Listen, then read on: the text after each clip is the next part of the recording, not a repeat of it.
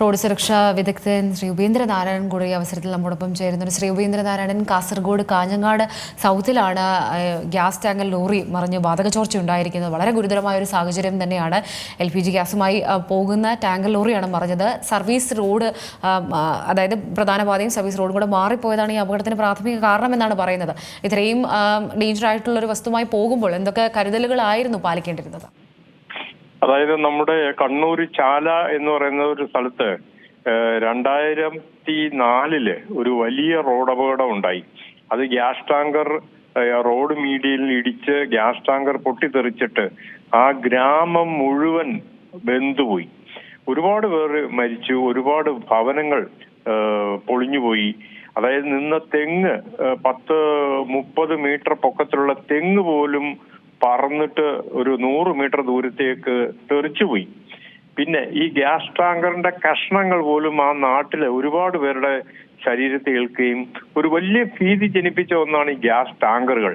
അപ്പോ ഗ്യാസ് ടാങ്കറുകൾ പോകുമ്പോൾ വളരെ ശ്രദ്ധിക്കേണ്ട ഒരു പ്രധാനപ്പെട്ട കാരണം അതിസുരക്ഷിതമായിട്ട് പോകേണ്ട ഒന്നാണ് ഗ്യാസ് ടാങ്കറുകൾ. കാര്യം അത് ഒരു മൊബൈൽ ബോംബാണ്. ഒരു ബോംബ് വീണാൽ എന്താണ് ആ നാട്ടിൽ സംഭവിക്കുന്നത്, അത് തന്നെയാണ് അന്ന് കണ്ണൂർ ചാലയില് സംഭവിച്ചത്. അതിനുശേഷം ഒരുപാട് പ്രിക്കോഷൻസ് നമ്മുടെ ഗവൺമെന്റ് എടുത്തിട്ടുണ്ട്. പ്രത്യേകിച്ചും പോലീസ് ഇവർക്ക് മാർഗനിർദ്ദേശങ്ങൾ കൊടുക്കാറുണ്ട്. പക്ഷെ ഇത് റോഡിലെ കുഴി മൂലമാണ് ഈ ടാങ്കർ മറിയാനുണ്ടായ കാര്യവും അപ്പൊ തന്നെ അത് പൂട്ടി, അതായത് ലോക്ക് ഡിവൈസ് എല്ലാം പൂട്ടി നാട്ടുകാരെ അവിടുന്ന് എല്ലാം മാറ്റിയത് മൂലം ആ ദാരുണമായ അപകടം ഉണ്ടാകാതെ രക്ഷപ്പെടുത്താൻ പറ്റി. അപ്പൊ എനിക്ക് ആവശ്യപ്പെടാനുള്ള സർക്കാരിനോട് ഈ ഗ്യാസ് ടാങ്കറുകൾക്ക് സുരക്ഷിതമായി പോകാനായിട്ടൊരു ടൈം അനുവദിക്കുകയും റോഡിലെ കുഴികൾ നമുക്ക് കുഴി നികത്താനായിട്ട് ഞാൻ പുതിയ ഒരുപാട് ടെക്നിക്ക് ഉണ്ട്. അതായത് ബെറ്റ് മിക്സ് മെക്കാഡം എന്ന് പറഞ്ഞതുണ്ട്. അപ്പൊ ഗർത്തങ്ങൾ പോലും അത് വെച്ച് നമുക്ക് ഫില്ല് ചെയ്യാൻ പറ്റും. അതിനധികം ചെലവൊന്നും വരുന്നില്ല. അപ്പൊ ഈ ഗ്യാസ് ടാങ്കർ പൊട്ടിത്തെറിക്കുകയാണെങ്കിൽ അനേകം കോടികളുടെ നഷ്ടപരിഹാരം കൊടുക്കേണ്ടതായിട്ട് വരും. അതേസമയം ഇത് ആയിരങ്ങൾ കൊണ്ട് ചെയ്ത് തീർക്കാവുന്ന ഒരു പണിയാണ് ഈ പോസ്റ്റ് ഹോൾ ഫില്ലിങ്. അത് അടിയന്തരമായിട്ട് ചെയ്യണം. പ്രത്യേകിച്ചും റോഡ് അപകടങ്ങൾ കുത്തനെ കൂടിയിരിക്കുന്ന ഈ സമയത്ത് ദേശീയപാതയിലും സ്റ്റേറ്റ് ഹൈവേയിലും പബ്ലിക് റോഡുകളിലെല്ലാം തന്നെ ദേശീയപാത അതോറിറ്റി ആണെങ്കിൽ അവര്, അല്ലെങ്കിൽ PWD ആണെങ്കിൽ അവര്, എന്തായാലും നമുക്ക് റോഡ് സുരക്ഷാ ഫണ്ട് ഉണ്ട്. ആ ഫണ്ട് ഉപയോഗിച്ചിട്ട് എല്ലാ പോർട്ട് ഹോളും ബെറ്റ് മിക്സ് മെക്കാഡം ഉപയോഗിച്ച് ഫില്ല് ചെയ്യണം എന്നാണ് എനിക്ക് അപേക്ഷിക്കാൻ ഉള്ളത്.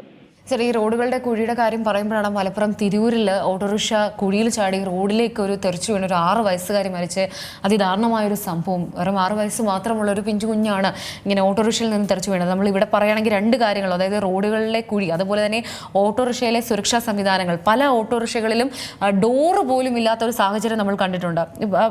ഇപ്പോൾ തന്നെ അറിയാം, പുതിയതായി വരുന്ന വണ്ടികൾക്കൊക്കെ ഡോറുണ്ട്, പക്ഷെ എന്നാലും ഒരു ഭൂരിഭാഗം ഡോറുകൾ ഇല്ലാത്ത വണ്ടികളാണ് ഇന്ന് നിരത്തിൽ ഓടുന്നത്. അതെ, വളരെ ശരിയാണ് താങ്കളുടെ ഒബ്സർവേഷൻ. പറയുന്നതും വളരെ ശരിയാണ്. കാരണം ഈ 3 വീലർ ഓട്ടോറിക്ഷകൾ യാത്രക്കാർക്കും സേഫ് അല്ല, അത് ഓടിക്കുന്ന ആൾക്കാർക്കും സേഫ് അല്ല, റോഡിൽ പോകുന്ന ആൾക്കാർക്കും സേഫ് അല്ല. കാര്യം ഈ ഓട്ടോറിക്ഷക്കാർ ചെയ്യുന്ന ഒരു വികൃതമായ പണി എന്ന് പറയുന്നത് അവർ റോഡിന്റെ നടുക്കൂടെ മാത്രമേ ഓടിക്കുള്ളൂ. റോഡിന്റെ ഇടതുവശത്ത് എത്ര സ്പേസ് കിടന്നാലും ആ കീപ് ലെഫ്റ്റ് എന്നുള്ള ഒരു മെത്തേഡ് അവർ അഡോപ്റ്റ് ചെയ്യുന്നില്ല.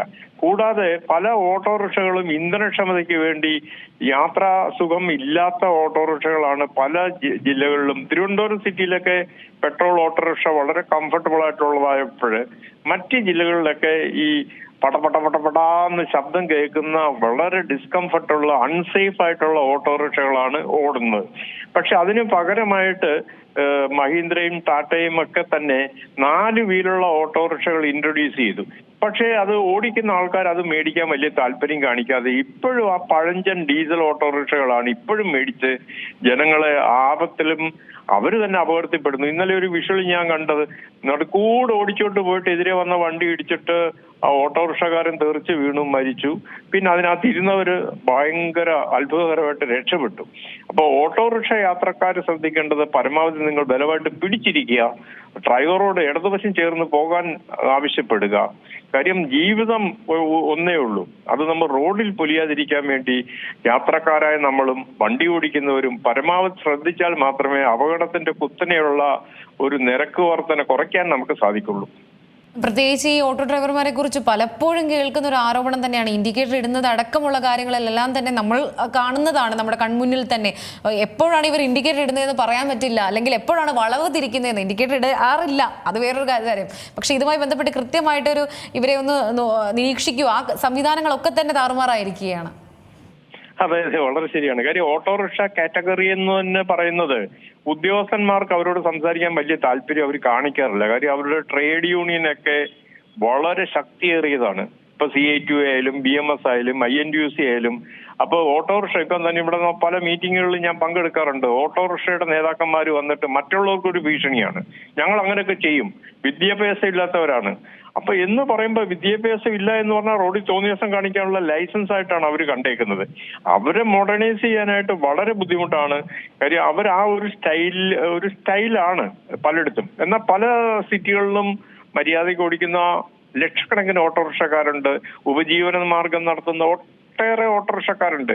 പക്ഷെ ചില ആൾക്കാര് അവരുടെ ഹുങ്ക്, പിന്നെ അവര് യാത്രക്കാരോട് ചെയ്യുന്ന മര്യാദകേടും വിവരമില്ലായ്മയും. കാര്യം എന്ത് പറഞ്ഞാലും പറയും ഞങ്ങൾ ഓട്ടോറിക്ഷക്കാരാണ്. അത് നമ്മൾ ചില സിനിമയിലൊക്കെ കണ്ടിട്ടില്ലേ. ഒരുവിധ എന്താ പറയുന്ന ഒരു ബഹുമാനമോ അല്ലെങ്കിൽ ഒരു സഹജീവിയോടുള്ള ഒരു കരുതലോ ഇല്ലാതെ ഓട്ടോറിക്ഷക്കാർ പോയി അപകടത്തിൽപ്പെട്ട് മരിക്കുകയും മറ്റുള്ളവരെ അപകടത്തിൽപ്പെടുത്തുകയും ചെയ്യും. താങ്കൾ പറഞ്ഞ മാതിരി ഇൻഡിക്കേറ്റർ ഇടാതെ തിരിയുക കാര്യം. പിന്നെ ഇവരുടെ കയ്യിൽ ഇൻഡിക്കേറ്റർ എന്ന് വെച്ചാൽ ഈ രണ്ട് കൈയും ഒരേ സമയം അതിന്റെ ഹാൻഡിൽ ബാറിൽ വേണം.